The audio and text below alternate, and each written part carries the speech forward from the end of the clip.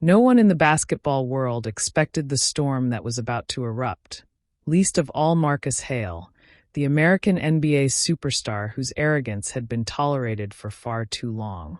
Known for his highlight dunks and louder-than-life persona, Marcus had built a reputation on swagger, trash talk, and a belief that he stood above every player outside his league. So when reporters asked him about the Philippine Basketball League during a press conference, he didn't just dismiss it, he laughed. Not a polite laugh, but a booming, mocking snicker that echoed through the room. "Come on," he said, shaking his head as the cameras zoomed in. "You're comparing the NBA to that?" His words spread like wildfire, igniting debates across continents.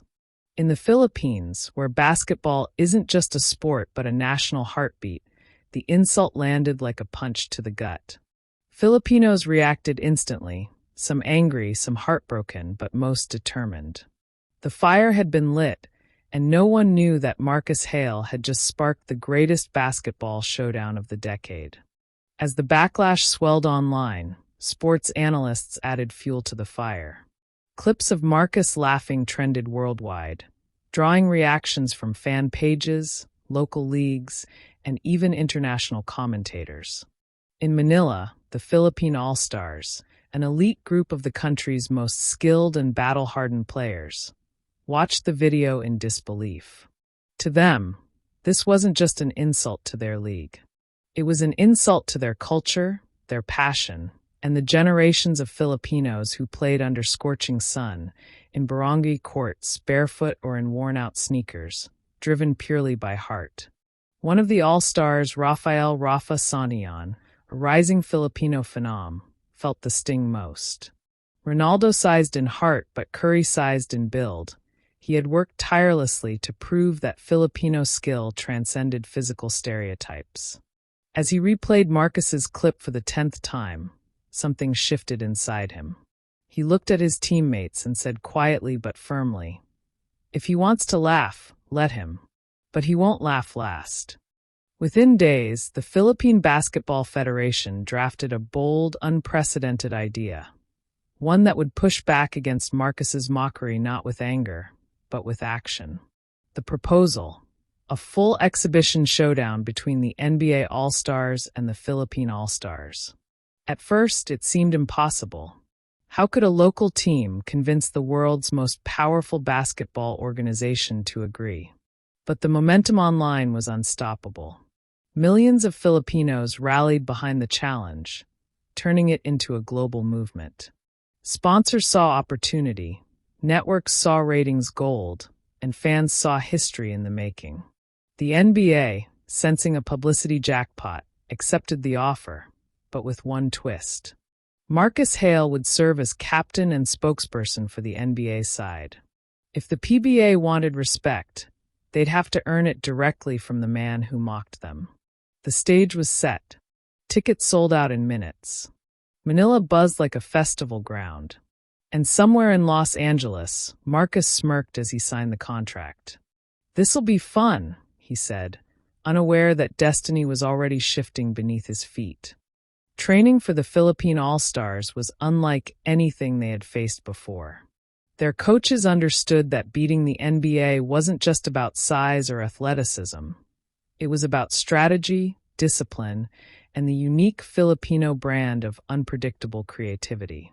Practices stretched long into the night. Rafa stayed behind after every session, working on shots, footwork, and game reads with a level of intensity that surprised even his coaches. But the pressure wasn't only physical. Documentaries, interviews, and news shows followed their every move. Millions watched as the team carried the weight of national pride. Across the country, jeepneys painted their faces on windshields, sari-sari stores hung banners of support, and barangay children imitated Rafa's moves in makeshift courts. The entire nation became a training partner. Still, doubt whispered in the background. The NBA is too powerful, critics warned. The height difference alone is impossible. But Rafa silenced those doubts with a single statement in an interview that went viral instantly. "We don't need to be the biggest. We just need to be the bravest. Meanwhile, in the United States, Marcus treated the entire situation as entertainment. He posted videos of himself joking about the challenge. Should be a warm-up, he teased while practicing half-heartedly in an empty gym. Sports networks interviewed him relentlessly, feeding off his dismissive persona. Look, I respect the passion, he said with a shrug. But let's be real, this is the NBA. This is our world. His teammates laughed along, confident the Filipino squad wouldn't stand a chance. Only one NBA All-Star, veteran point guard Devin Cole, seemed uneasy. Mocking them might be a mistake, Devin warned privately. Those guys play with heart, and heart can't be measured. Marcus brushed him off. Save that motivational speech for a movie, he replied. But deep down, Marcus couldn't shake a strange feeling, a tension he couldn't name. Little did he know, that unease was the beginning of the unraveling of his overconfidence. The day of the showdown arrived with an energy Manila had never seen before. The entire city moved like a living, breathing organism. Streets were flooded with fans waving flags, chanting encouragement, and wearing jerseys with the names of their local heroes.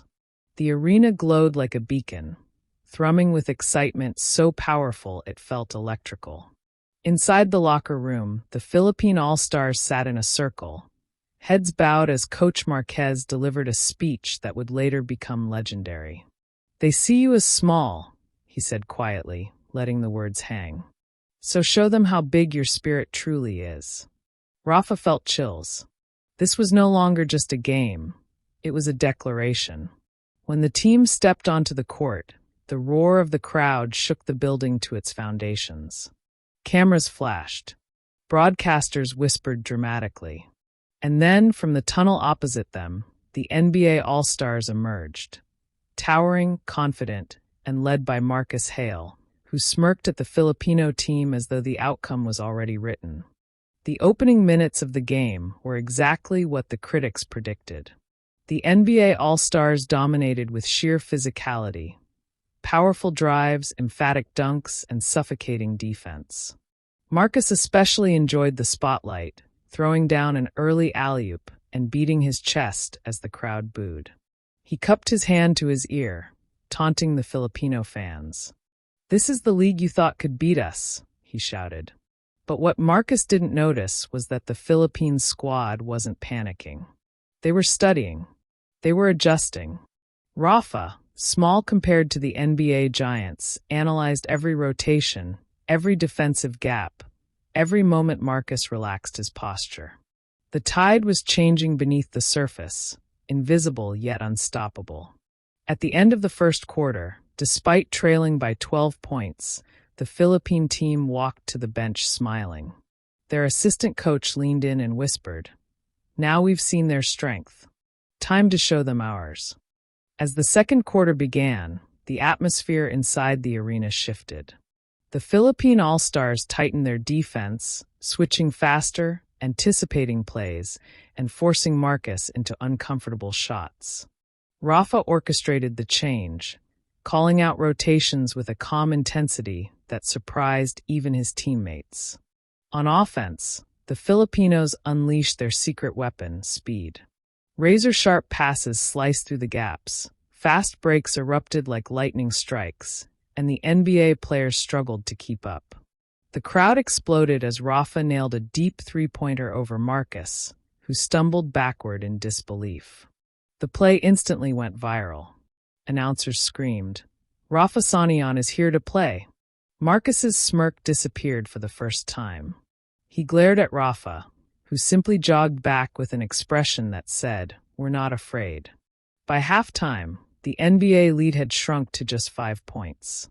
Commentators were stunned. "This wasn't supposed to happen," one whispered. But the Filipino team knew. This was only the beginning. Halftime in the NBA locker room was tense. Marcus paced back and forth, disbelief turning into irritation. "They're getting lucky. That's all," he barked. But Devin Cole shook his head. "No, they're outworking us. Look at the rebounds, the hustle plays. They want it more." Marcus dismissed him, but deep down he knew Devon was right. His pride, however, wouldn't let him admit it. Meanwhile, in the Philippine locker room, the energy felt entirely different. The players were exhausted, but their hearts were on fire. Coach Marquez stood before them, voice tight with emotion. "You've shocked them," he said. "Now finish the story." Rafa looked around the room at his teammates. Men who had trained their entire lives for moments like this without ever expecting to face NBA giants. And yet, here they were, standing toe-to-toe with the best. "We're not done," Rafa declared. The team roared in agreement. Outside, the audience buzzed with anticipation, sensing the game's direction shifting dramatically. When the third quarter began, something unexpected happened. The Philippine All-Stars took the lead. Rafa sliced through the defense with back-to-back drives, his agility leaving Marcus flat-footed. Every score triggered an eruption from the crowd. Chants thundered through the arena. "Pilipinas! Pilipinas!" The sound rattled Marcus, who had never experienced an entire nation uniting against him. He tried regaining control with a powerful dunk, but the Filipinos answered immediately, this time with a clever alley-oop executed by two undersized but lightning-fast guards. The momentum shifted entirely. Analysts watching from around the world couldn't believe what they were seeing. "The Filipinos are outplaying the NBA All-Stars," one commentator stammered. Marcus grew increasingly frustrated. Shots he normally hit with ease bounced off the rim. His confidence wavered. For the first time in his career, he wasn't just losing a game. He was losing a narrative he had written himself. And the worst was yet to come. The tension reached a boiling point as the third quarter neared its end. Marcus, desperate to reclaim control, demanded the ball on every possession. But the Philippine defense had cracked his rhythm. Every drive he attempted was met with double teams. Every jump shot was heavily contested. The crowd sensed his frustration and only grew louder, feeding energy into the Philippine All-Stars like fuel to a wildfire. Rafa continued guiding his team with unwavering focus, calling plays with the precision of a general in battle. The Filipinos executed sharp screens, quick handoffs, and unpredictable movements. Plays inspired by the chaotic beauty of barangay basketball, where improvisation reigns supreme. Marcus, used to structured NBA patterns, struggled to read their rhythm. When Rafa hit a buzzer-beating floater over Marcus to close the quarter, the arena shook like an earthquake. The Philippine All-Stars were up by 4. Commentators leaned into their mics, breathless. "Ladies and gentlemen, this is no longer an upset. This is history unfolding." As the final quarter began, the air inside the arena felt heavy, thick with anticipation, fear, and electric hope. Every Filipino fan knew how fragile a lead against NBA All-Stars could be. One run, one momentum shift, one mistake. But the Philippine players didn't shrink under pressure, they grew. Rafa opened the quarter with a steal, sprinting across the court like a man possessed before dishing a behind-the-back pass to their center for an easy layup. The crowd roared. Marcus clenched his jaw, sweat dripping from his forehead. He stormed into the paint on the next possession and drew a foul, scoring 2 free throws. But instead of cracking, the Philippines responded with even more intensity. Physicality met heart. Strength met speed. Ego met purpose. And gradually, the NBA's confidence began to crumble. Broadcasters worldwide were stunned into silence before erupting into disbelief. "This cannot be real," one commentator breathed. Yet it was. The Philippines was standing tall against giants, and the giants were the ones stumbling. Marcus Hale, once the embodiment of dominance, had become the symbol of unraveling pride before millions of viewers. The pressure mounted with each missed shot, each possession stolen from him by men several inches shorter. The Filipino crowd sensed his vulnerability, chanting Rafa's name with rhythmic determination. The chants pierced Marcus's focus, echoing like a taunt he couldn't escape. Desperation overtook him, and he attempted a reckless isolation play, only to have Rafa rip the ball from his hands cleanly. It was a career-defining humiliation. Rafa sprinted down court and delivered a no-look pass to his teammate for a fast break score. The arena exploded. Marcus stood frozen, hands on his knees, questioning everything he once believed about superiority. Cameras zoomed in on his eyes. They weren't angry anymore. They were fearful. The Philippines wasn't just winning. They were exposing the fragility of arrogance. Analysts worldwide began asking a question no one expected. Are the Filipinos the better team today? And the answer, increasingly, was yes. Sensing the momentum slipping beyond recovery, NBA coach Tom Reynolds called a timeout. The Americans huddled, panting, drenched in sweat, and in disbelief. "Stop playing their game," the coach barked. "Slow it down. Use your size. Dominate the paint." But the players' confidence had already cracked. Devin Cole was the only one speaking truth. "Marcus is forcing everything," he said bluntly. "We need team basketball, not pride basketball." Marcus shot him a glare, but said nothing. Meanwhile, in the Philippine huddle, Coach Marquez placed a hand on Rafa's shoulder. "1 quarter," he said softly. "Play with heart, but play smart.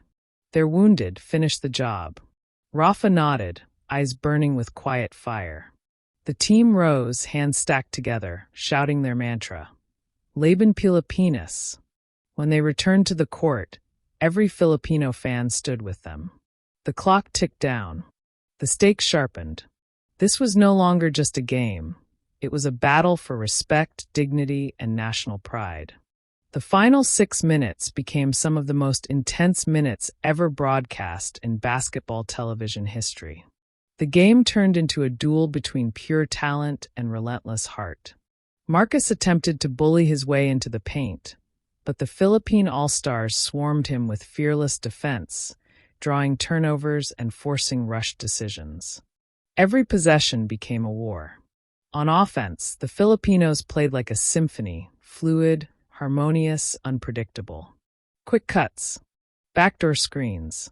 At one moment, Rafa hit a step-back 3 over Devin Cole. Minutes later, their power forward blocked Marcus at the rim, sending the ball flying out of bounds as the arena erupted in disbelief. Fans cried. Fans prayed. Fans screamed. Live viewers around the world shared reactions online, calling the game a miracle, a revolution, a rewriting of basketball narratives. Even NBA legends watching from home began tweeting admiration for the Filipinos' heart. But the score remained close. Too close. The game could still swing either way. With 4 minutes remaining, the NBA All-Stars mounted a desperate comeback. Marcus hit a contested mid-range jumper, his first clean shot in nearly 10 minutes. Devin followed with a corner 3. Suddenly the lead was down to 1. The arena fell into tense silence. Filipino fans covered their mouths, clutched their flags, and whispered prayers. Coach Marquez called a timeout. The Philippine team gathered around him, breathing heavily. "Listen to me," he said calmly, eyes locked onto theirs. "Pressure is fear talking. But fear cannot win unless you let it." Then he looked at Rafa. "Lead them." Rafa nodded, then stood tall before his teammates. "They're tired," he said. "We're tired. But we're tired for something bigger than this game. Play for every kid who dreams on a cracked barangay court. Play for every Filipino watching." The huddle tightened. They broke, jumping to their feet. Whatever fear existed had been replaced by purpose. Out of the timeout, the Philippine All-Stars executed one of the smartest plays of the night. Rafa dribbled up the court, drawing Marcus into a tight man-to-man battle. As Marcus leaned in, ready to steal the ball, Rafa made a lightning-quick crossover, slipping past him with grace. But instead of driving to the basket, he launched a perfect alley-oop pass to their leaping small forward, who soared over Devin Cole and slammed it home with thunderous authority. The arena detonated in a wall of sound. Marcus slammed his fist on his chest, furious at himself for being duped. But his anger only worsened his discipline. On the next possession, he forced another contested shot, missed, and the Philippines secured the rebound. It became clear, Marcus wasn't just losing the game, he was losing control. Cameras captured the fear creeping into his posture, the wobble in his confidence. And the world began to realize, the Philippines wasn't pulling an upset anymore. They were earning a victory. The clock ticked down to 2 minutes, and the narrative began shifting everywhere. Sports broadcasters, once certain of the NBA's superiority, found themselves scrambling for explanations. The Filipinos, they're outplaying them in every category now, one said incredulously. Social media exploded with global praise for the Philippine spirit. Even neutral fans began rooting for the underdogs. On the court, Marcus grew only more desperate. He dribbled into a triple team and lost the ball again, leading to a fast break layup for the Filipinos.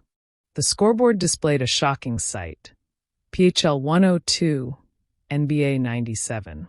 Marcus stared at the numbers as though they were hallucinations. But reality was becoming impossible to deny. His arrogance had blinded him. And the very league he mocked was now standing over him, fearless and triumphant. Devin tried rallying the NBA team. "We've still got time," he shouted. But Marcus's confidence had evaporated.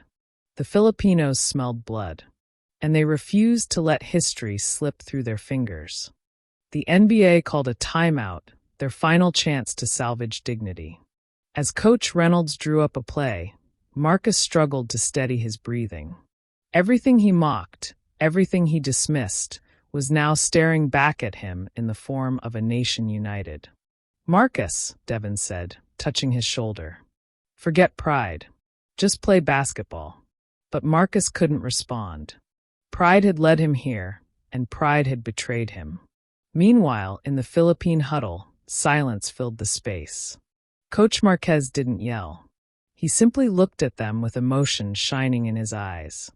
"No matter what happens after this timeout," he said softly, "you've already changed history. Now finish it." Rafa placed his hand in the center of the huddle. "For the Philippines," he said. Every hand followed. They rose together as one. The arena rose with them. And for the first time, Marcus understood the power of something he had never experienced, playing not for ego, but for country. The game resumed, and the NBA executed their play flawlessly. Devin drove to the basket, drawing 2 defenders, then kicked it out to Marcus, who nailed a three-pointer. The lead shrank to 2. Tension gripped the arena like a fist. Fans held their breath as Rafa dribbled up the court. Marcus guarded him with renewed intensity, desperate for redemption. Rafa looked him in the eyes, breathing slow and steady. Then he executed his boldest move of the night, a step-back 3 from well beyond the arc. The ball sailed high, spinning, glowing under the arena lights. Time slowed. Every heartbeat in the stadium paused. Then swish. The net snapped clean. The arena exploded into chaos, screams, tears, and joy filling every corner. Marcus stood frozen, the shot echoing in his mind like a final verdict. The lead was back to 5, and there was only 1 minute left. History was seconds away from being rewritten. The NBA rushed down court, desperate for a quick score. But the Philippine defense had transformed into an impenetrable wall. They anticipated every pass, rotated with perfect timing, and forced Marcus into another contested jumper. It missed. The rebound fell into the hands of the Filipino center, who hugged the ball like it was life itself. The crowd roared. Rafa slowed the next possession, directing traffic with calm authority. Marcus, breathing heavily, tried to pressure him, but his movements were sluggish now. The weight of the moment and his ego dragged him down like anchors. The Philippines passed the ball around, draining precious seconds. Then, with 8 seconds left on the shot clock, Rafa darted into the paint.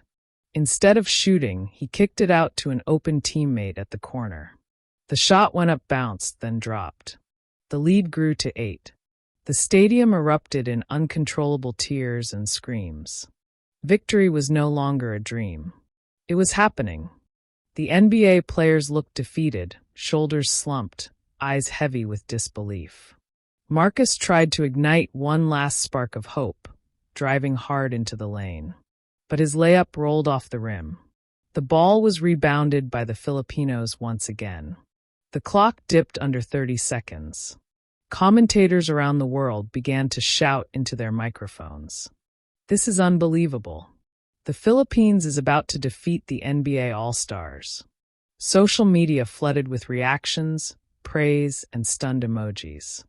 In the crowd, elderly fans cried openly, whispering, "Nayon lang ito nangyari sa buhay ko."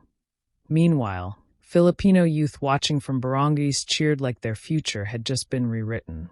The players on the Philippine bench linked arms, trembling with anticipation. Coach Marquez wiped a tear from his eye, one he never thought he'd shed on the global stage. The Philippine All-Stars dribbled out the remaining seconds. The countdown began across the stadium. 10, 9, 8. When the clock struck 0, the arena exploded like a volcano of unfiltered joy. Fans surged to their feet, waving flags, screaming until their throats strained. Fireworks erupted above the arena roof.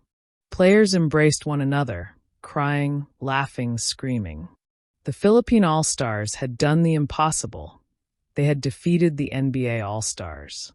Cameras zoomed in on Rafa, who collapsed to his knees in disbelief, overwhelmed by the magnitude of what they had achieved. His teammates lifted him up, chanting his name. Across the court, Marcus stood alone, his arrogance shattered into dust. The crowd didn't boo him anymore. They didn't need to. His humiliation was complete. Commentators called it the biggest underdog victory in global basketball history. Journalists rushed onto the court. History had been written in bold, blazing letters. Philippines 110, NBA 102. The world would never forget this moment. And Marcus Hale would never recover from the sting of it. In the post-game ceremony, fans continued chanting, their voices shaking the very pillars of the arena. The Philippine flag waved proudly above the stage as Rafa was awarded the MVP trophy.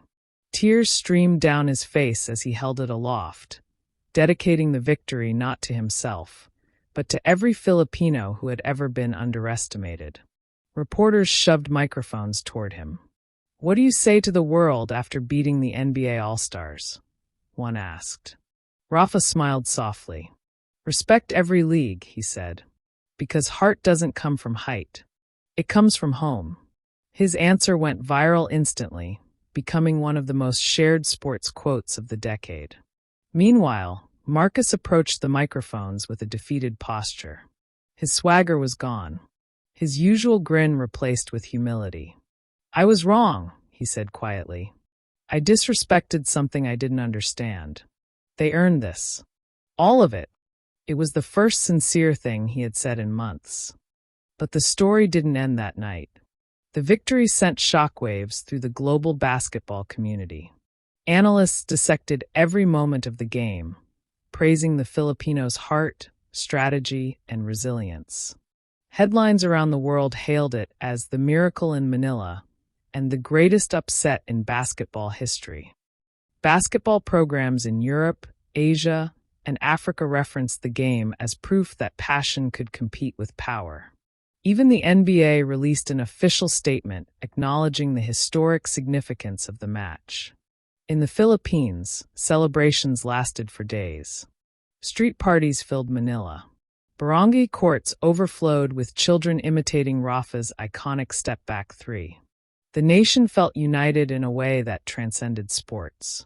For the first time in history, the Philippines wasn't just a basketball-loving country. It was a basketball-respected country.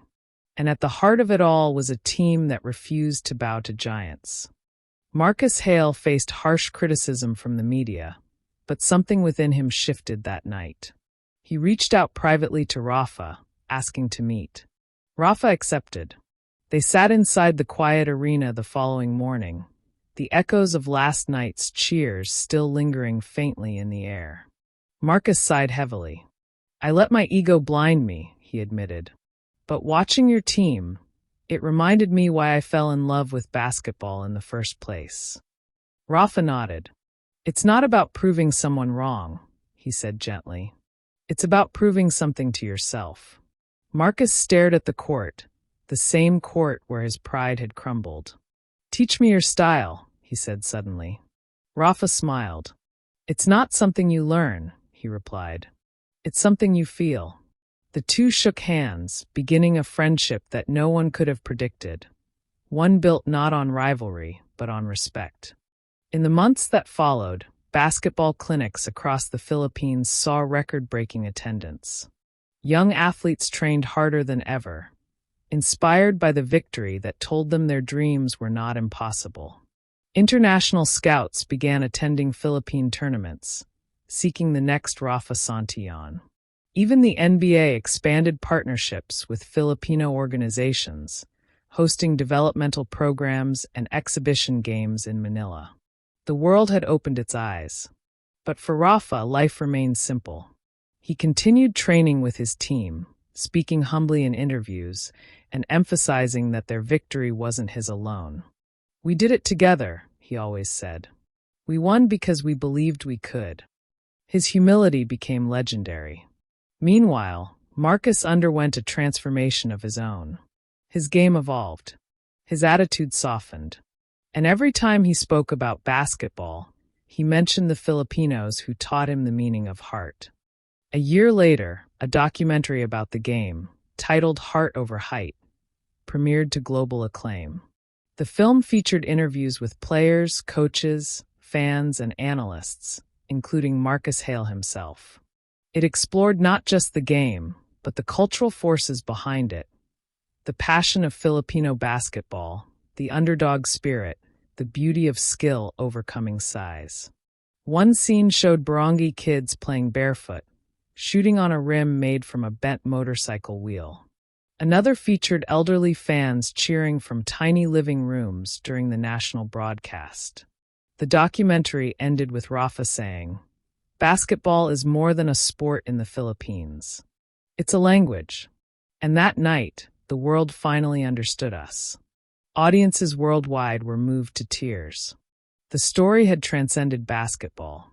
It had become a universal symbol of perseverance.